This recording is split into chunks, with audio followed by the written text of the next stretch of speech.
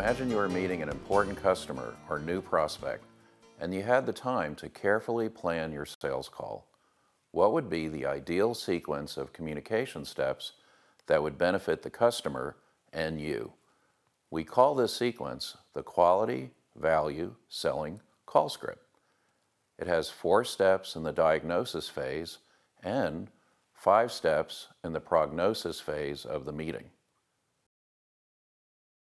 During the diagnosis phase, you introduce yourself and you use an icebreaker or conversation starter open probe.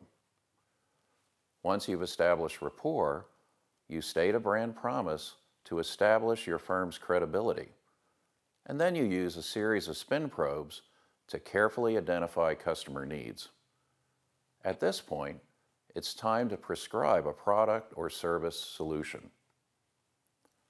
You start with a simple story that describes how the solution is the same, how it is different, why the customer should care, and why your claims are true.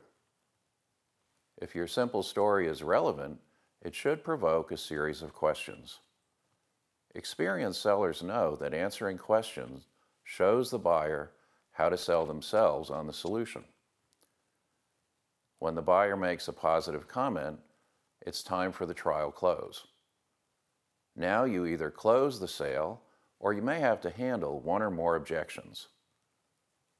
When the buyer is satisfied, you can use a presumptive close to set up the next step in the sales process or to get a purchase order. The same sequence works for important meetings that may not involve a sale, but may be focused on starting a project, resolving a difficult service problem, or addressing a technical challenge. Whether it is a one-on-one sales call or a group meeting, it makes sense to plan how you want the meeting to go. And it makes sense to plan what communication skills you'll need to achieve the optimum result. For more information, visit QSalesApp.com. You'll find a whole series of quality value selling skills.